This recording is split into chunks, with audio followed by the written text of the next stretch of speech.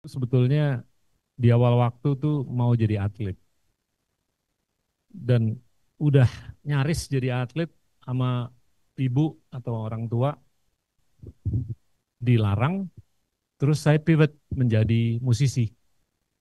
Itu pun juga nyaris jadi sama seorang ibu pikir kayaknya nggak bakal dapat kerjaan kalau jadi musisi, dan ibu selalu bener ya. Saya berubah jadi akuntan. Terus saya ngambil CPA, CFA di Amerika, lulus, terus saya praktek sebagai public accountant, certified public accountant. Saya tuh dulu agak sulit mengekspresikan banyak hal. Tapi saya punya bos yang kalau menurut saya sangat brilian. Brilian dalam konteks penggunaan common sense. Dan saya percaya siapapun kalau mau sukses itu common sense-nya harus jalan. Jangan kognisi aja, tapi common sense. Dan dia tuh yang ngasih tahu, lu tuh kayaknya kaku banget kalau ketemu sama klien, lu coba deh ngoceh di depan cermin 15-20 menit sehari. Itu waktu saya umur 24.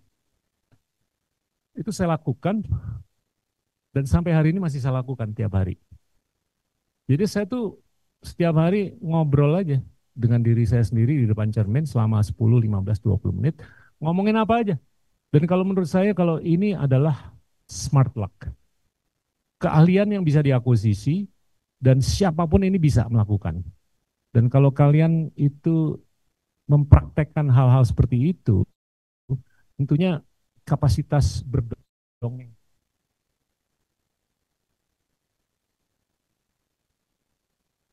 di wilayah di Asia Tenggara untuk berdongeng itu sangat nyata. Kita nggak bisa mendokumentasikan, kita nggak bisa bercerita. Yang tadi saya lupa sampaikan adalah mayoritas dari 375.000 yang tertulis mengenai Asia Tenggara itu ditulis oleh orang non Asia Tenggara. Jadinya ini PR kita ke depan adalah bagaimana untuk menyempurnakan rasio publikasi buku mengenai Asia Tenggara dengan publikasi buku dunia. Dan itu bisa dilatih.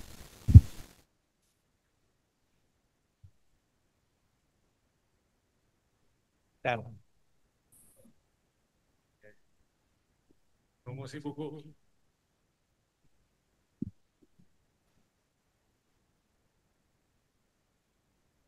Assalamualaikum warahmatullahi wabarakatuh. Salam dan ucapan terima kasih pada teman dekat saya dan senior saya, Mas Hendro dan Mas Wija dan seluruh jajaran pimpinan di Paramadina dan mahasiswa dan juga anggota publik yang hadir di acara di malam hari ini. Buku ini saya tulis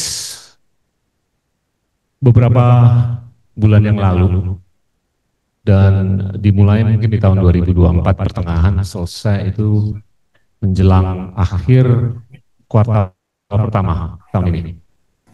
Dan ini merupakan proses yang luar biasa, melelahkan, karena saya itu sangat mengunderestimate bahwasanya untuk nulis itu ternyata jauh lebih sulit daripada ngomong. Tapi mungkin yang saya mau garis bawahi di sini adalah ini buku yang agak beda mengenai Asia Tenggara yang dikupas terkait dengan beberapa dimensi, terkait dengan sejarah kolonial, sejarah agama, pendidikan, perekonomian, dan dampak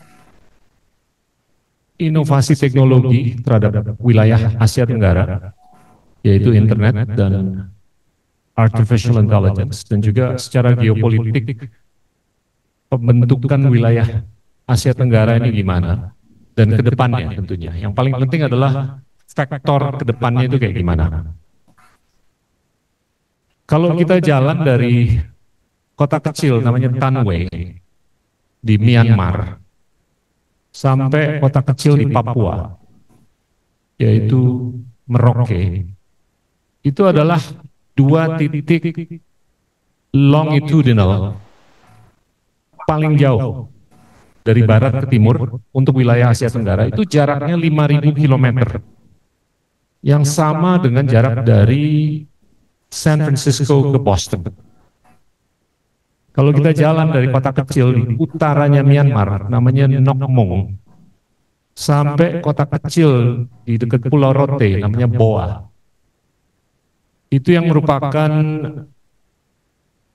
titik latitudinal paling jauh dari utara ke selatan, itu jaraknya 4.000 km. Yang sama dengan jarak antara Tehran ke London. Poin saya adalah, ini adalah wilayah yang sangat immense dan juga sangat diverse. Tapi seringkali imensitas dan diversitas yang karakteristik dari wilayah Asia Tenggara ini membuahkan kebingungan terkait dengan kapasitas atau bahkan inkapasitas warga di Asia Tenggara untuk bercerita satu sama lain ataupun ke komunitas internasional. Ini secara empiris terbukti bahwasanya selama ini jumlah buku yang tertulis atau ditulis mengenai Asia Tenggara itu jumlahnya kurang lebih 375.000. Jumlah buku secara keseluruhan yang tertulis, terpublikasi itu kurang lebih 140 juta. Jadi secara matematis atau persentase, buku yang bercerita atau menceritakan wilayah Asia Tenggara itu hanya 0,26% dari total buku yang terpublikasikan. Yang mana wilayah kita populasinya kurang lebih 700 juta, itu merupakan kurang lebih 9% dari populasi dunia. Ini menggarisbawahi bahwasanya orang Asia Tenggara sangat tidak bisa bercerita, sangat tidak bisa berdongeng, dan masih kurang menguasai numerasi dan literasi. Dongeng itu harus ditopang dengan penguasaan literasi dan numerasi. Tanpa dua atribut tersebut, dongeng apapun oleh siapapun itu mungkin agak-agak sedikit hampa. Nah, kita melihat kalau kita jalan dari Sabang sampai Merauke, 88% dari kepala rumah tangga di Indonesia itu nggak memiliki pendidikan S1. 93% dari elektorat yang nyoblos di daerah dan pusat tidak memiliki pendidikan S1.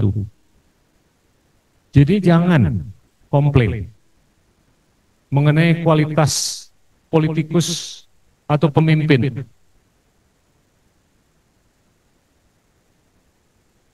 Karena mereka nggak datang dari planet Mars. Mereka datang dari diri kita sendiri. Dan diri kita sendiri ini sangat kental dengan kolam yang sangat kecil. Kolam yang ikannya itu mayoritas tidak berpendidikan S1. Jadi tugas kita atau tanggung jawab kita ke depan adalah untuk menurunkan persentase tersebut dari 88 ke 0, 93% ke 0. Hanya dengan investasi seperti itu, harapan kita untuk tidak mengkritis atau mengkritik siapapun itu akan lebih terrealisasi. Nah, saya di kubu yang sangat percaya bahwasanya kalau di rumah tangga 88% kepala rumah tangganya tidak memiliki pendidikan S1, seorang anak dari rumah tangga tersebut jalan kaki, naik becak, naik ojek, naik kapal, naik bus, naik apapun menuju ke sekolah, anak tersebut akan berhadapan dengan seorang guru yang berhadapan di depan 20 sampai ratusan siswa atau siswi atau mahasiswa. Sedangkan orang tua itu hanya berhadapan di depan 2 atau 3 anak. Dalam batas logika, scalability itu lebih bisa dipertanggungjawabkan di sekolah. Tapi yang harus kita pertanggungjawabkan adalah scalability of brilliance, not stupidity. Yang kita harus skalakan adalah kecerdasan, keterampilan, bukan kebodohan. Harapan kita untuk mengskalakan apapun yang kita inginkan adalah di guru. Karena guru itu tugasnya adalah menyuntik dua atribut utama. Yang pertama, imajinasi, bukan formulasi. Yang kedua, menurut saya, adalah ambisi. Orang itu dimanapun bisa sukses kalau dia diisikan dengan ambisi dan imajinasi. Ada atribut ketiga yang membuahkan kesuksesan dalam konteks apapun. Mau sebagai pemimpin tempat ibadah, pemimpin tempat akademis, sebagai entrepreneur, sebagai politikus, sebagai policy maker, sebagai apapun, atribut ketiga yang dibutuhkan adalah keberuntungan atau hoki. Kalau nggak hoki, nggak bakal jadi rektor Paramadina.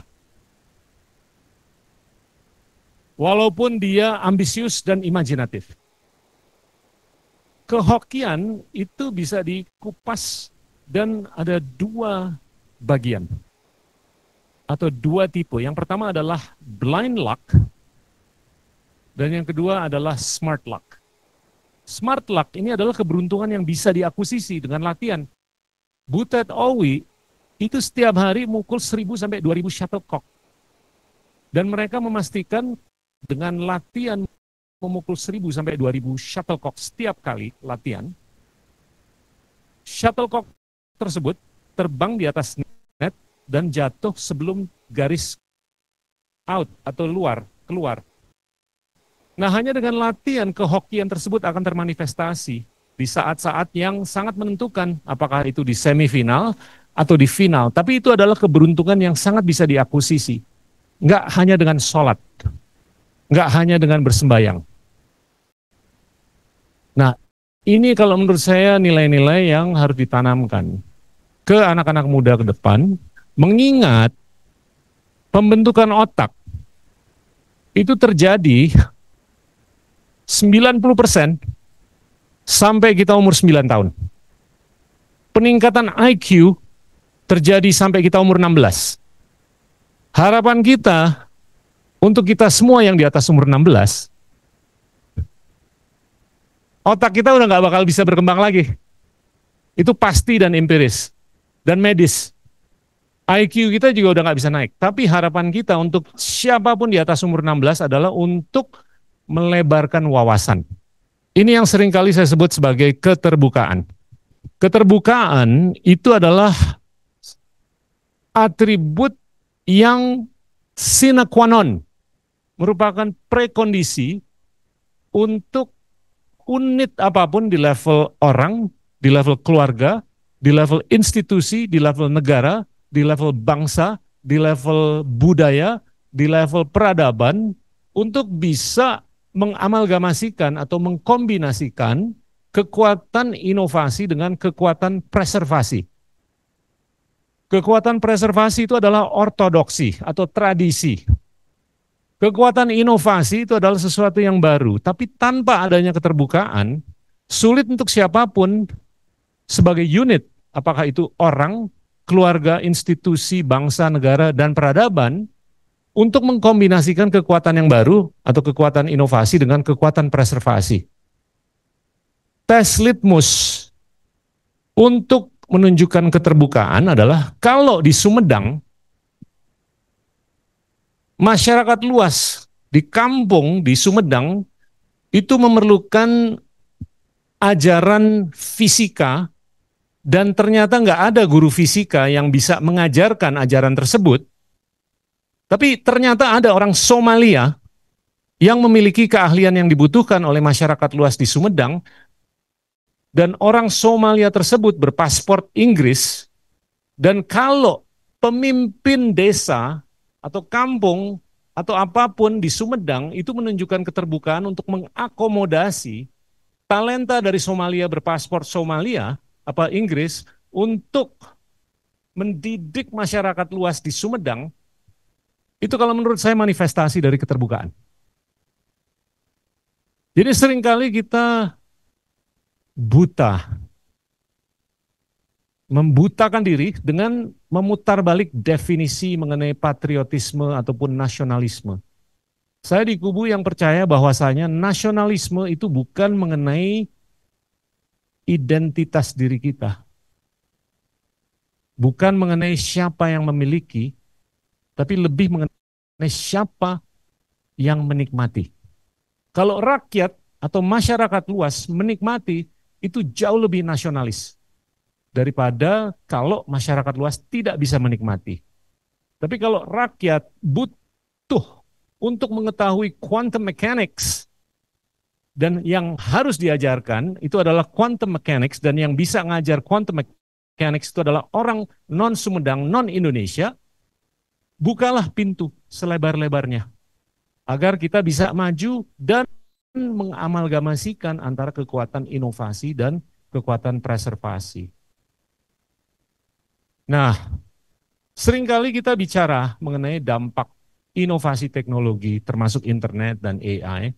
Internet itu merupakan the democratizer of information, mendemokratisasikan informasi dengan kapasitas untuk mendiseminasikan informasi secara luas dan dalam, tapi secara empiris terbukti bahwasanya demokratisasi informasi ini tidak tersalin dalam konteks demokratisasi ide. Ide sudah terpolarisasi ke echo chamber yang sebelah kiri banget dan echo chamber yang sebelah kanan banget. Dan dua echo chamber tersebut tidak bisa berkomunikasi, tidak bisa berinteraksi, tidak bisa berkolaborasi, sehingga kapasitas untuk melakukan musyawarah mufakat atau agree to disagree nihil. Polarisasi percakapan ini sudah termanifestasi dalam polarisasi ideologi. Ideologi paling kiri dan ideologi paling kanan.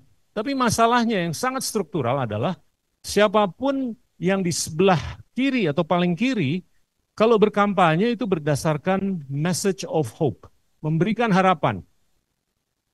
Tapi begitu ketahuan bahwa dia melakukan plagiat, waktu ngambil S2 atau tingkat 3 di universitas, kredibilitasnya hilang, sehingga message of hope-nya hilang. Tapi orang yang di kaum kanan, ini lebih gampang. Mereka berkampanye dengan the message of fear, the message of intimidation. Lo kalau nggak milih gua, hati-hati lo, lo bakal dirampok. Lo kalau nggak milih gua, hati-hati lo bakal diperkosa. Itu nggak perlu kredibilitas. Polarisasi dan kesenjangan ini udah nyata. Kesenjangan itu termanifestasi dalam 4 hal. Yang pertama kesenjangan kekayaan, yang kedua kesenjangan pendapatan, yang ketiga kesenjangan peluang, dan yang keempat adalah sentripetalisme. Ini termanifestasi dalam bagaimana pertumbuhan ekonomi di kota primer jauh lebih cepat dibandingkan pertumbuhan ekonomi di kota sekunder, apalagi di kota kecil dan daerah.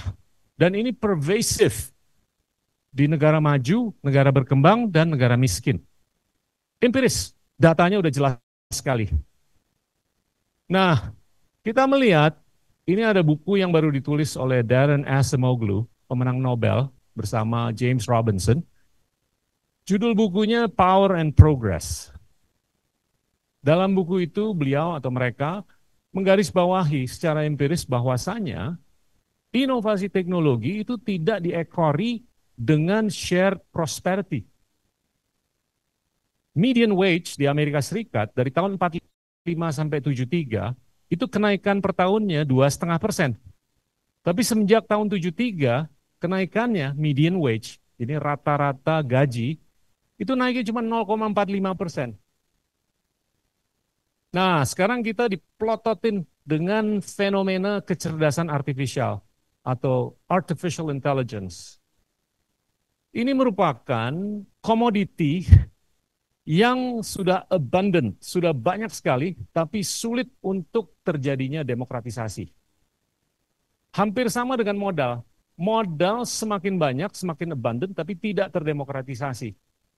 Gampang. Indonesia M2-nya atau money supply atau uang beredar terhadap PDB-nya itu cuma 45%. Tiongkok, Jepang, Singapura Amerika Serikat, negara Eropa Barat itu semuanya masing-masing di atas 200%. Itu membuktikan bahwasanya uang beredar itu terkonsentrasi hanya di negara-negara tertentu, khususnya negara maju. Dan mereka memiliki keistimewaan untuk melakukan pelonggaran kuantitatif atau pencetakan uang. Kita tidak diberikan privilege untuk melakukan hal tersebut untuk alasan yang sangat bisa dipertanggungjawabkan. Tapi poin saya adalah modal ini tidak terdemokratisasi. Yang kedua, intelligence, kecerdasan, niscaya tidak akan terdemokratisasi. Karena intelligence atau kecerdasan yang artificial ini dikuasai oleh platform-platform tertentu yang sangat finite, di bawah 10. Mungkin 3 di Tiongkok dan 6 di Amerika Serikat. Mereka itu kalau menggelontorkan dana untuk pembangunan data center, cloud, dan segalanya, ini jumlahnya triliunan dolar. Sedangkan ekonomi kita hanya 1,5 triliun dolar. Kita kalau mau ngeluarin capex saja, capital expenditure sejumlah 200 juta dolar, itu udah jungkir balik. Mereka kalau ngomong itu 300 miliar dolar, 400 miliar dolar, 500 miliar dolar, 1 triliun dolar. Jadi orders of magnitude-nya itu beda.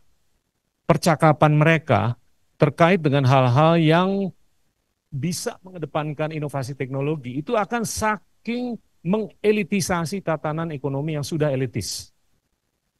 Nah, impediment struktural yang kalau menurut saya nyata untuk kepentingan pengedepanan AI, ini terkait dengan energi. Asia Tenggara, itu kapasitas dayanya yang terbangun itu kurang lebih 400.000 megawatt. Indonesia 90.000 megawatt. Elektrifikasi di Asia Tenggara, Indonesia itu kurang lebih 1.300 kilowatt hour per capita. Singapura 10.000 kilowatt hour per capita. Brunei 10.000. Amerika Serikat 10.000. Tiongkok 10.000. Indonesia hanya bisa bangun 3.000 sampai 5.000 megawatt per tahun. Dan untuk mencapai titik modernitas pertama, itu bangsa manapun harus bisa mengelektrifikasi diri di level kurang lebih 6.000 kilowatt hour per capita.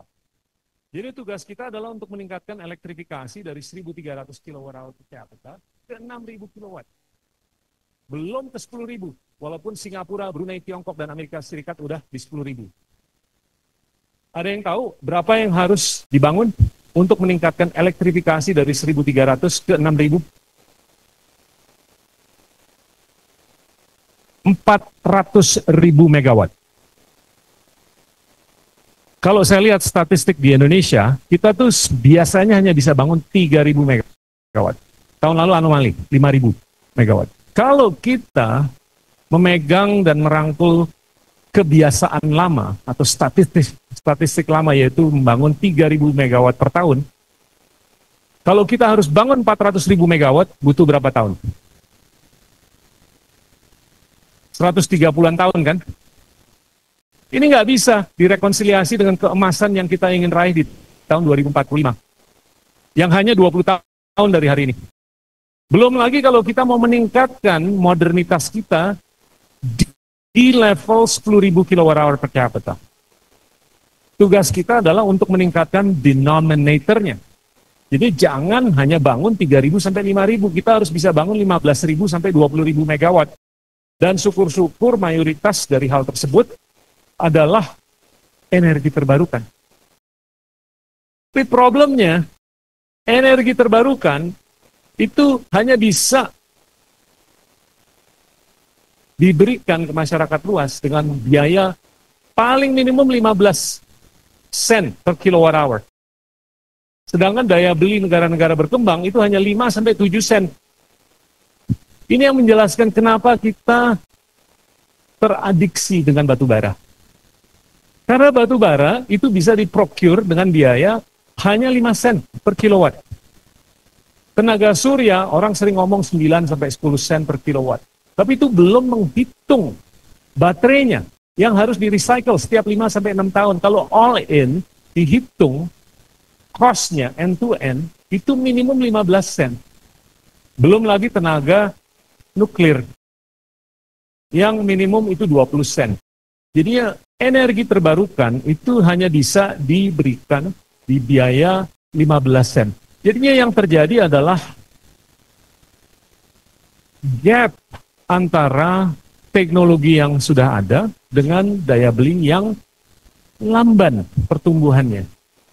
Nah, interseksi antara dua hal tersebut, ini akan terjadi kalau yang ini turun dengan peningkatan efisiensi, dan ini naik dengan peningkatan daya beli.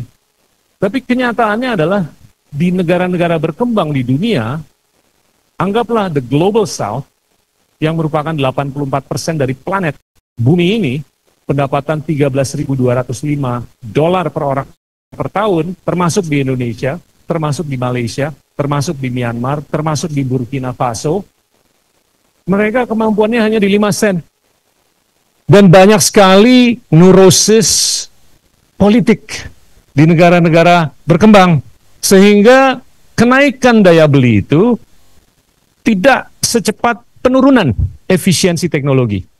Tapi ini interseksinya hanya terjadi mungkin dalam puluhan tahun ke depan. Indonesia harus membangun 400.000 megawatt dan hanya bisa membangun 3.000 sampai 5.000 megawatt per tahun. Denominatornya harus diubah menjadi 15.000 sampai 20.000 kalau kita mau melakukan modernisasi dalam lifetime kita. Asia Tenggara, kalau seluruhnya kecuali Brunei dan Singapura mau mencapai 6.000 kilowatt-hour per capita, harus membangun 1 terawatt. 1 terawatt itu biayanya 2-3 triliun dolar. Indonesia kalau harus bangun 400.000 megawatt, biayanya 1 triliun dolar. Nolnya berapa tuh? Dan sekarang kita lakukan eksperimen aja. Secara fiskal, kita ada keterbatasan. Karena rasio pendapatan pajak terhadap ekonomi kita cuma 10%. Secara moneter, kita ada keterbatasan. Rasio uang beredar terhadap PDB kita hanya 45%. Dan kita nggak bisa nyetak. Satu-satunya jalan apa? Untuk mendatangkan modal dari luar, kan? Nah, modal yang datang dari luar ke Asia Tenggara setiap tahun tuh 200-230 miliar dolar. Tapi dari angka tersebut, Singapura mendatangkan 100-140 miliar dolar. Indonesia hanya bisa mendatangkan kurang lebih 30 miliar dolar. Filipina, Thailand, Malaysia, dan Vietnam, itu masing-masing hanya bisa mendatangkan 10-20 miliar dolar. Pertanyaannya, kenapa Singapura, yang hanya satu pulau, bisa mendatangkan 100-140 miliar dolar, sedangkan Indonesia lebih dari satu pulau, hanya bisa mendatangkan 30 miliar dolar. Bukan karena ideologi, bukan karena geografi, bukan karena apakah ada sumber daya alam. Tapi ada dua atribut yang sangat fundamental yang menyebabkan kenapa Indonesia tidak bisa mendatangkan modal sebanyak apa yang datang ke Singapura. Yang pertama adalah penegakan hukum. Hakim di Singapura itu gajinya 2,5 juta dolar. Dan apapun yang dikerangkakan dalam kerangka regulasi itu sangat bisa diprediksi. Dan sangat bisa membuahkan kepastian. Yang kedua, ini adalah kapasitas untuk mentranslasi dari uncertainty menjadi resiko. Seringkali orang nggak bisa membedakan antara uncertainty dan resiko. Uncertainty itu adalah unknown. Sedangkan resiko itu adalah known unknown. Resiko itu bisa dikuantifikasi, bisa diukur, bisa diprediksi, dan bisa dinilai. Nilainya apa nih? Triple B plus, double C minus, single A plus, double A minus, itu bisa dinilai. Uncertainty nggak bisa. Pendekatan Tanah Abangnya, ada orang mau investasi di Jember. Bahwa 100 juta dolar mau bangun pabrik, orang Jember bilang, Bapak, ada 68% probability bahwasanya di Jember listrik akan mati 2,5 bulan setiap tahun. Kalau itu terjadi, omset Bapak akan turun 12%. Bottom line Bapak di pabrik ini akan turun 18%. Kalau itu terjadi, IRR Bapak secara unlevered 22%. Secara levered 26%. Top nggak kalau orang Jember bisa ngomong gitu? Ada.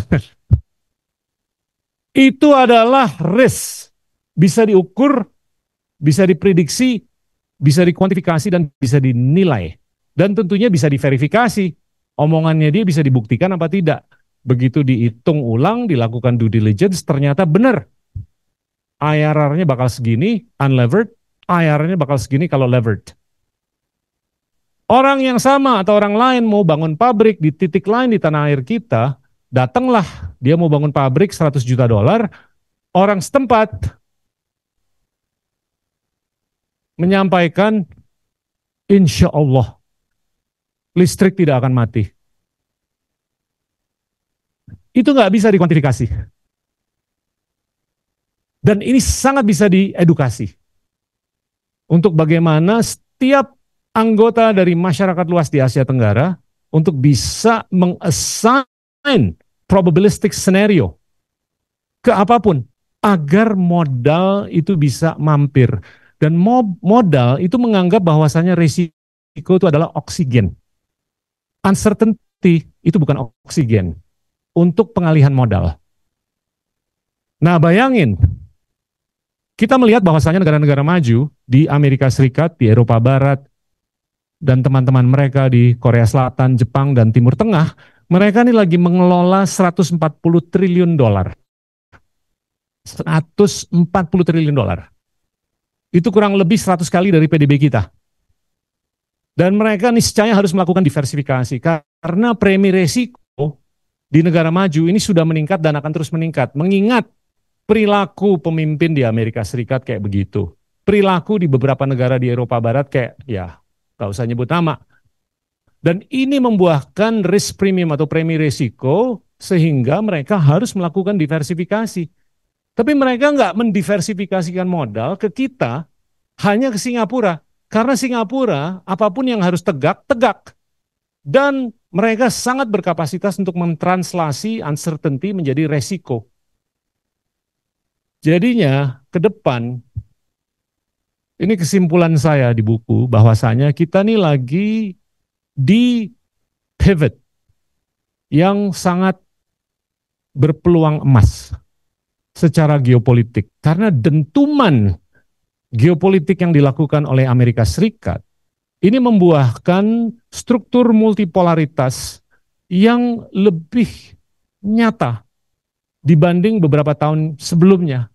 Kalau dulu tuh multipolaritas yang agak lebih sulit diraba, sekarang multipolaritas yang jauh lebih nyata, jauh lebih diukur, jauh lebih bisa diraba, karena ketahuan siapa yang musuh, siapa yang teman, dan siapa yang bisa berayun.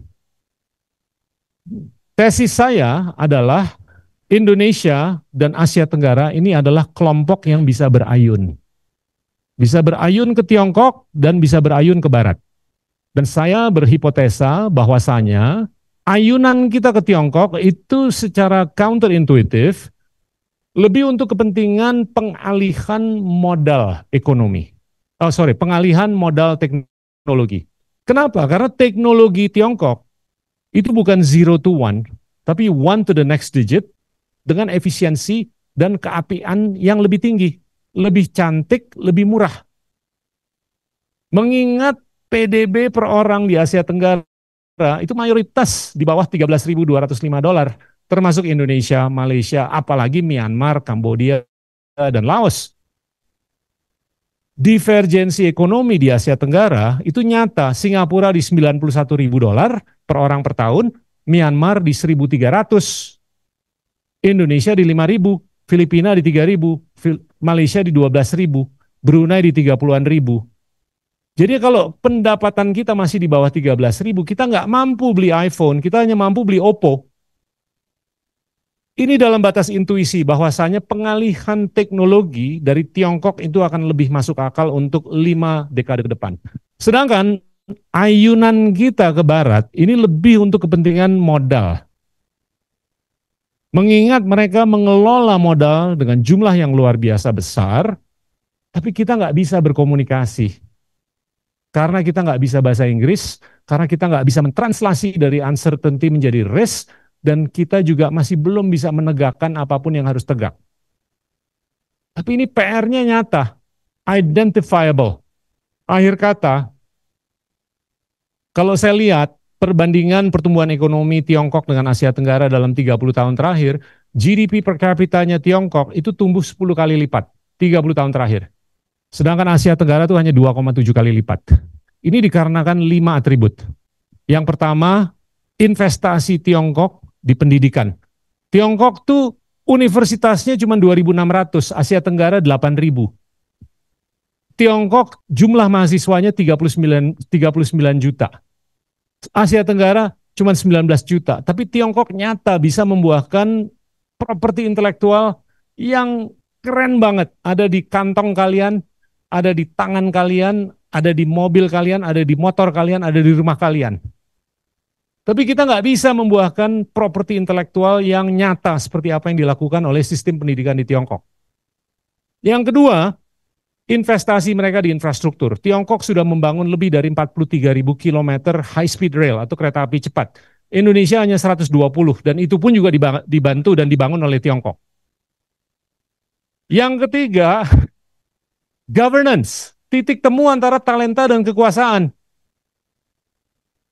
Nggak optimal, ini sangat paradoksal karena Tiongkok secara politik itu otokrasi, tapi mereka berhasil mendemokratisasikan talenta. Mereka merekrut talenta lebih berdasarkan meritokrasi, bukan berdasarkan patronase dan atau loyalitas. Sedangkan banyak demokrasi di dunia, paradoxically, merekrut talenta lebih berdasarkan patronase dan atau loyalitas, bukan berdasarkan meritokrasi. Sehingga banyak demokrasi di dunia tidak berhasil mendemokratisasikan talenta. Ini yang ketiga, governance. Yang keempat, daya saing. Gampang. Ngukurnya dalam konteks pengeluaran izin usaha. Tiongkok bisa mengeluarkan 10 izin usaha per 1.000 orang dewasa. Asia Tenggara hanya bisa mengeluarkan 1 izin usaha per 1.000 orang dewasa. Kalau kita kupas lebih dalam, Indonesia 0,3 izin usaha per 1.000 orang dewasa. Filipina juga 0,3. Singapura 9 sampai 10 izin usaha per 1.000 orang dewasa. Rata-rata untuk Asia Tenggara 1 izin usaha per 1.000 orang dewasa. Kenapa? Kita hanya bisa mengeluarkan 0,3 izin usaha per 1.000 orang dewasa. Karena 3 atribut. Yang pertama, fulusnya nggak ada. Ngapain gue ngurus izin usaha kalau duitnya nggak ada? Uang beredar cuma 45% dari PDB. Yang kedua, birokrasi. Ini balik lagi ke pendidikan, balik lagi ke kurangnya titik temu yang optimal antara talenta dengan kekuasaan. Yang ketiga, budaya. Budaya entrepreneurialism di Asia Tenggara atau di Indonesia itu nggak setinggi budaya kewirausahaan di Tiongkok. Ini balik lagi ke kalimat pertama saya tadi, bahwasanya kita tuh bisa berbudaya untuk menjadi wirausaha atau pengusaha kalau kita disuntik ambisi, kalau kita disuntik imajinasi. Balik lagi ke guru. Jadi yang keempat atribut adalah pendidikan, infrastruktur, governance, dan daya saing. Yang kelima, ini juga paradoksal. Tiongkok secara politik sentralistis, tapi secara ekonomi desentralistis. Indonesia secara politik desentralistis, tapi secara ekonomi sentralistis.